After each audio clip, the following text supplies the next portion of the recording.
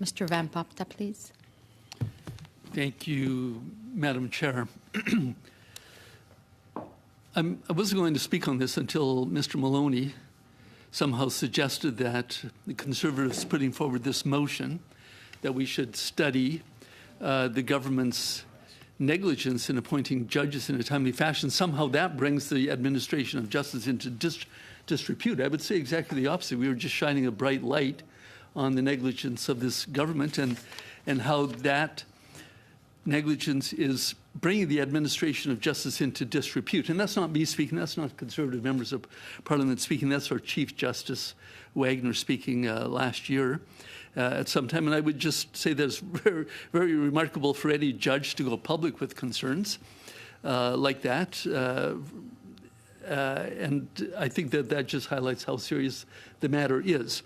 Just have a couple of quotes from a letter, and this is from an unofficial translation into English. Mr. Justice Wagner expresses his grave concerns regarding the significant number of vacancies within the federal judiciary. And he talks about the access to justice and the health of our democratic institutions being in danger. These are very serious allegations.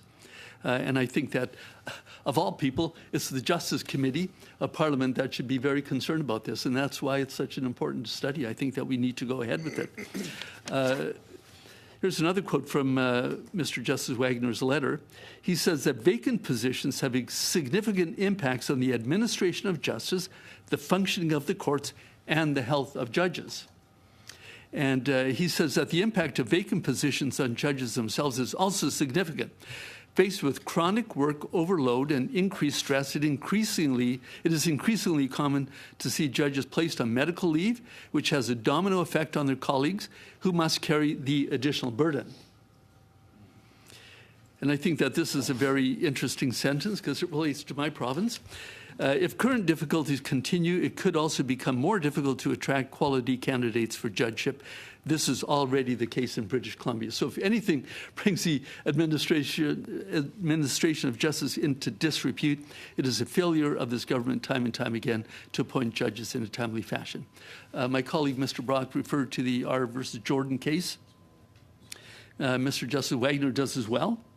And he highlights that because of the 30-month requirement to bring cases to trial and conviction or acquittal, a number of cases have just been dismissed.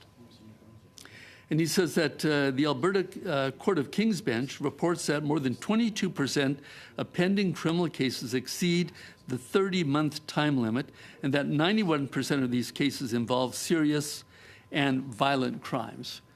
That's what's bringing the administration of justice into disrepute.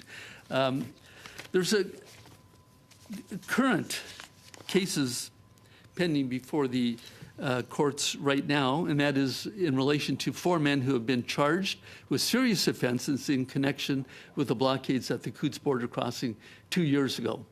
Those men have not yet been brought to trial. It's 23 months now, only 7 months away from the deadline.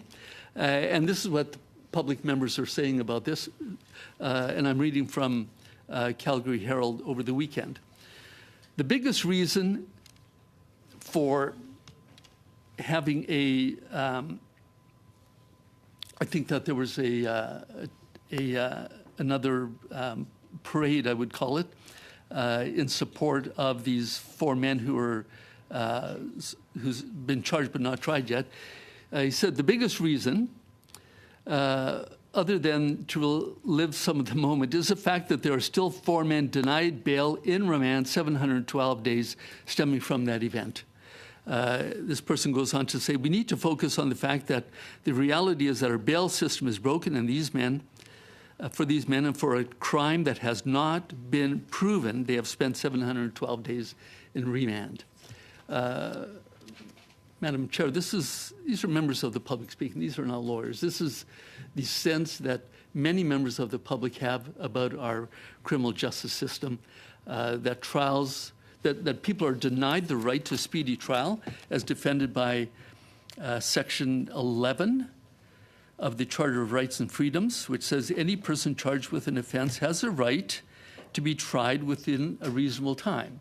So the Jordan case was a response to that constitutional right, and it is currently being denied to many people. And I would just wrap up with this. We see a track record that this Liberal government has a disregard for people's charter rights and freedoms. And I'm thinking of the recent decision of the federal court by Mr. Justice Richard Mosley, who highlighted the fact that confiscating people's bank accounts was a violation of people's charter rights under Section 8 of the Charter, which gives people everyone has a right to be secured against unreasonable search or seizure. This government disregarded that right, even though it had been pointed out to them during debate in Parliament in connection with the invocation of the Emergencies Act. This government disregarded it, and I'm very happy to see that the federal court has shone a bright light on it, and that's exactly what the Conservative members of this committee are wanting to do now. Thank you. Thank you very much.